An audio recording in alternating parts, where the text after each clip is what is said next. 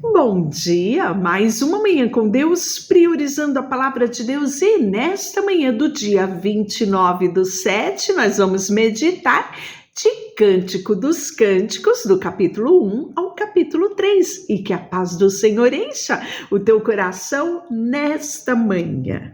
Vamos falar de cantares, né, em algumas versões, ou Cântico dos Cânticos, 3 livros escritos por Salomão. Então, nós estivemos lendo, né, na cronologia aqui da Bíblia, mas na sua cronologia de escrita, o primeiro livro a ser escrito foi Cântico dos Cânticos, em outras versões, Cantares de Salomão. Ele foi escrito na juventude de Salomão, né? Essa juventude ali, quando ele começou ali o reinado dele, né? E ele ainda não tinha a poligamia, né? Aqueles tantos casamentos que ele teve, né? Concubinas, não. Aqui ele estava no início da trajetória dele, e aí nós vamos ver a figura de um homem apaixonado. Então talvez seja o livro da Bíblia, né, que vai retratar a figura do amor de um homem e de uma mulher, e a beleza que há nisso que Deus criou, né? A beleza que há quando um homem e uma mulher se apaixonam, um homem e uma mulher começam a viver essa dimensão que Deus criou, chamado casamento. E claro que nós temos aqui também a simbologia, a figura do noivo como Jesus, né, e a noiva, a igreja, né? Mas aqui, Cântico dos Cânticos, nós vamos ver esse maior cântico nupcial já escrito na história da humanidade, né? Então, você vai ver sempre aqui a figura do autor se identificando como noivo, né, para sua amada. Então, você vai ver em algumas versões ele trata, né, cada partezinha dividido, o noivo, né, a noiva, ou o amado, a amada, né? Então, você tem essa escrita de uma forma totalmente diferente de todos os outros livros escritos na Bíblia, né? O tema central é o amor. Eu até coloquei um postzinho, né, nas redes sociais, falando a respeito do início, né, desse livro de Cântico dos Cânticos que nós íamos iniciar hoje, para você já começar a ter um gostinho, né, a respeito daquilo que nós vamos compartilhar a partir do dia de hoje. Então, nós vamos ver o nome de Deus falado uma única vez, que está lá no capítulo 8, versículo 6. Então, sem mais delongas, este é o Cântico dos Cânticos de Salomão. Amada, beije-me, beije-me mais uma vez, pois teu amor é mais doce que o vinho. Como é agradável o seu perfume. Seu nome é como fragrância que se espalha. Não é de admirar que todas as moças o amem. Leve-me com você, venha. Vamos depressa. O rei me trouxe ao quarto dele. As mulheres de Jerusalém, é um título. Ó rei, estamos alegres e felizes por sua causa. Celebraremos seu amor mais do que o vinho. Amada, com razão elas o amam. Sou morena e bela, ó mulheres de Jerusalém, morena como as tendas do Quedar, bela como as cortinas de Salomão. Não me olhem assim, porque eu sou morena, o sol me escureceu a pele. Meus irmãos se zangaram comigo e me obrigaram a cuidar de seus vinhedos. De mim mesma e de minha videira não pude cuidar. Então, olha a confissão da amada aqui, né? Da Sulamita. Essa amada, ela traz aqui nesse pequeno compartilhado versículo 6 aqui, a realidade dessa mulher. Ela não era uma nobre, ela não vinha de uma linhagem real ou de uma linhagem de nobreza. Ela era uma camponesa, né? Uma camponesa explorada pela sua própria família, pelos seus irmãos. Então aqui você consegue perceber que ela era morena. Morena porque ela era queimada do sol. Hoje as mulheres querem uma pele bronzeada, mas não era a realidade daquela época. Uma mulher da aristocracia, uma mulher da nobreza, né? Uma mulher que era ali dos palácios, ela era branca, ela tomava banho de leite, de flores, né? Era cultivado essa pele branca, né? Hoje já não, é cultivado uma pele muito bem bronzeada, não é?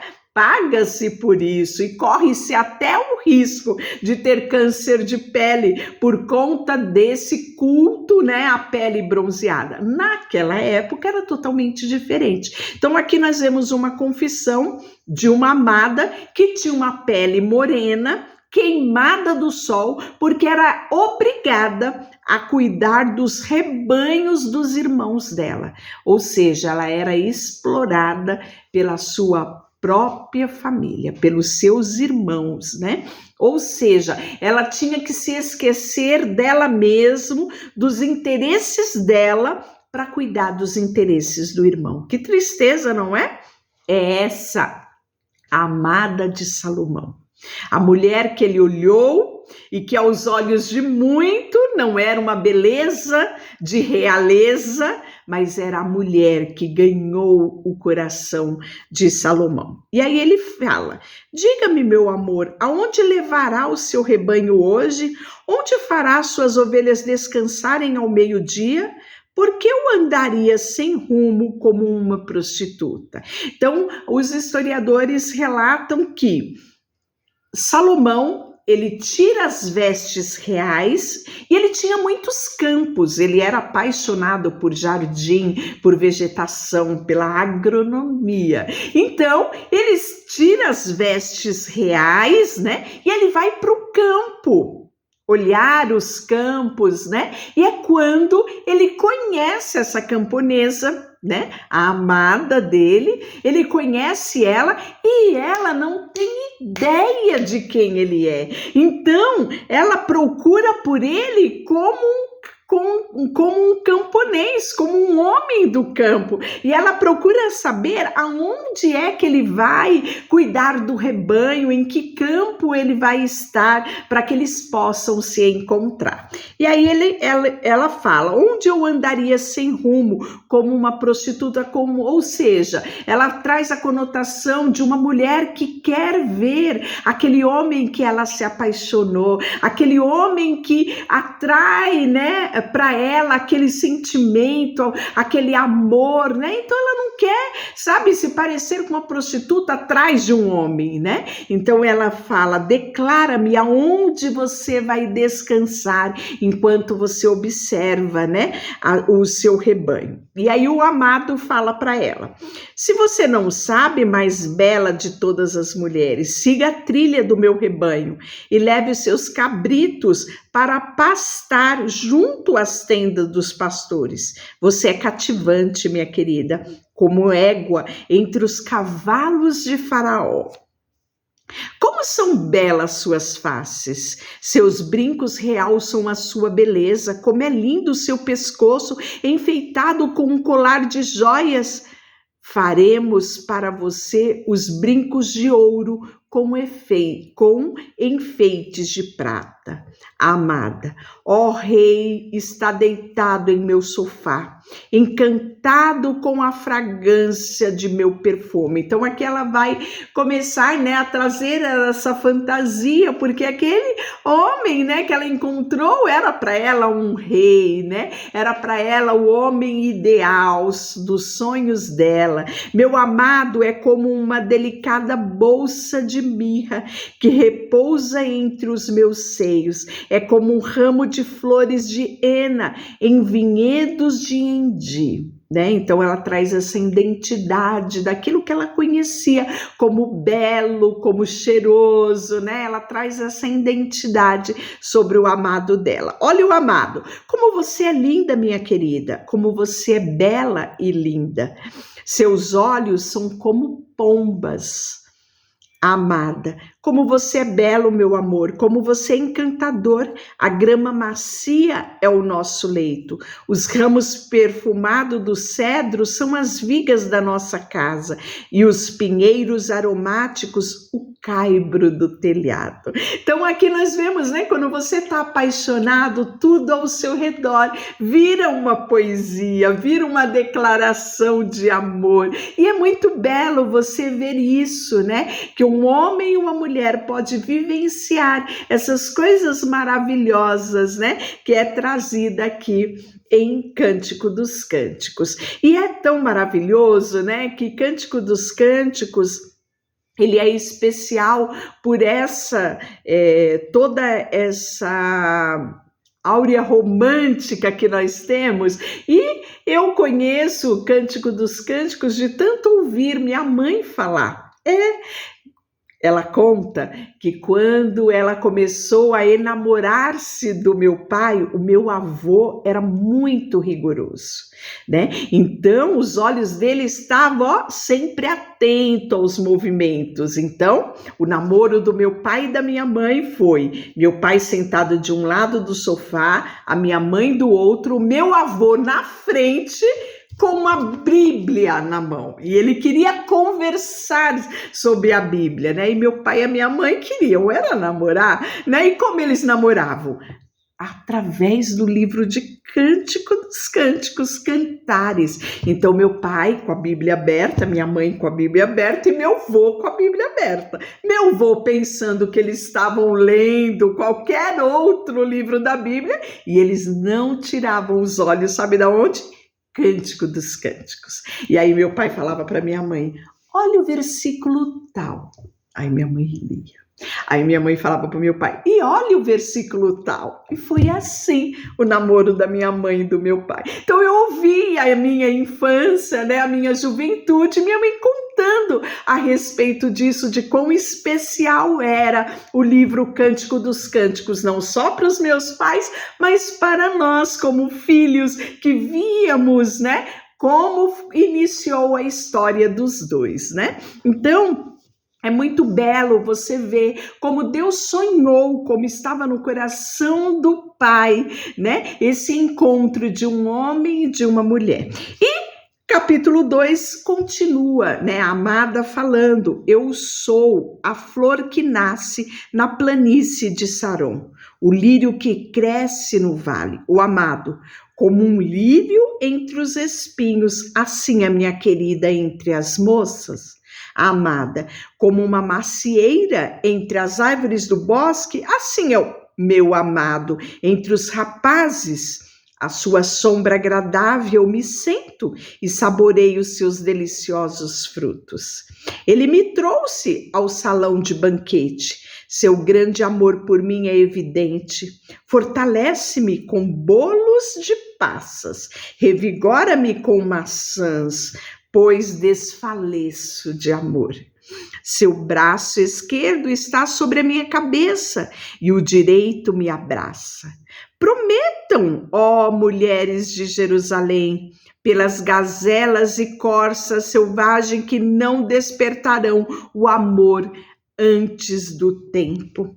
Ah, ouço meu amado chegando, ele salta sobre os montes, pula sobre as colinas, meu amado é como a gazela, é como um jovem cervo. Vejam lá ele atrás do muro, observando pelas janelas, espiando por entre as grades. Meu amado me disse, levanta-te, minha querida, venha comigo, minha bela. Vejo que o inverno acabou, as chuvas passaram, as flores estão brotando. Chegou a época das canções e o arrulhar das pombas entre o ar. As figueiras, ouçam, começam a dar frutos e a videira perfuma e floresce. Levante-se, minha querida, e venha comigo, mais bela. O amado.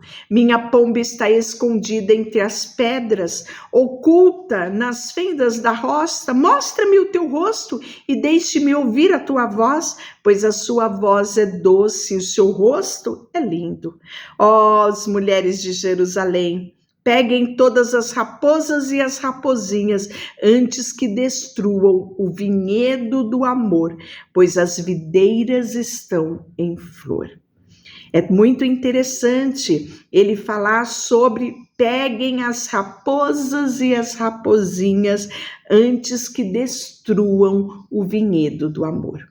Aqui as raposas e as rapozinhas, né, simbolizam as dificuldades que você vai encontrar na sua história de amor, né? No seu matrimônio, os tempos difíceis, os ajustes, né? Então não permita que isso destrua esse vinhedo de amor, essa história de amor, né? Então, os problemas surgem, as dificuldades surgem, precisam ser resolvidas. Não ignore as dificuldades, converse a respeito, né? Chegue a uma maturidade no seu relacionamento, mas não permita que nem as raposas, que representam as coisas grandes, nem as raposinhas, que são as minuciosas coisas, ficarem sem solução, porque ela vai se acumular e ela vai se reproduzir e ela vai destruir o seu vinhedo de amor. E aí ele continua, amada, né, falando, o meu amado é meu e eu sou dele. Ele pastoreia entre os lírios, antes que soprem a brisa do amanhecer e fujam sobre a noite, voltem para mim, meu amor, como as gazelas, como o jovem servo nos montes íngremes. E aí vem o capítulo 3, começando com a amada. Certa noite, na cama, ansiei pelo meu amado. Ansiei por ele, mas ele não veio. Pensei, vou me levantar, andar pela cidade, vou procurá-lo em todas as ruas, praças, sim, vou em busca do meu amado. Procurei em toda parte, mas não encontrei. Os guardas me pararam enquanto fazia ronda e eu lhes perguntei, vocês viram o meu amado? Pouco depois de me afastar deles, encontrei o meu amado. Segurei, abracei com força, levei-o para a casa de minha mãe, a cama onde fui concebida. Prometa-me, ó mulheres de Jerusalém, pelas gazelas e corças selvagens, que não despertarão o amor antes do tempo. As mulheres de Jerusalém. O que é isso que vem subindo do deserto como uma nuvem de fumaça? De onde vem esse perfume de mirra e incenso? O aroma de todo tipo de especiaria? Vejam, é a liteira de Salomão, cercada por 60 homens valentes, os melhores soldados de Israel. São todos habilidosos com a espada, guerreiros experientes. Cada um traz sua espada pronto para defender o rei dos perigos da noite. A liteira do rei Salomão é feita de madeira importada do Líbano. As colunas são de prata, a cobertura é de ouro e as almofadas são de tecido de púrpura. Foi enfeitada com carinho pelas mulheres de Jerusalém. Aí vem a amada. Mulheres de Sião, venham ver o rei Salomão. Ele usa a coroa que sua mãe lhe deu no dia em que ele se casou, no dia mais feliz da sua vida. E aí, né, finaliza dessa forma o capítulo 3, e amanhã nós vamos começar o capítulo 4, e aí é o amado falando uma declaração de como é linda a sua amada. Deixa eu orar por você? Senhor, nesta manhã, queremos, sabe, embalados por esta história de amor, saber que o Senhor sonhou com um relacionamento matrimonial. Nasceu no teu coração. Quando o Senhor uniu Adão e Eva, sabe? Olhou para eles e viu quão maravilhoso seria a unidade de uma só carne. Quanto amor, quanta paixão, quanta coisa para ser vivida. Deus, e muitas vezes nós vemos casamentos serem finalizados com muito ódio, com muito rancor, e nós sabemos que isso não nasceu no teu coração, mas devido ao pecado, o homem e a mulher permitem que os seus corações sejam totalmente mudados, os planos que o Senhor criou, sabe, para que eles vivenciassem dentro do casamento. Queremos te pedir, sabe, Senhor, que através dessa linda história de amor, o Senhor visite as casas, os casamentos, fazendo-nos apaixonar pelo teu projeto chamado casamento, chamado família. Colocamos diante de ti tudo que temos e tudo que somos. Em nome de Jesus, amém. Deus te abençoe.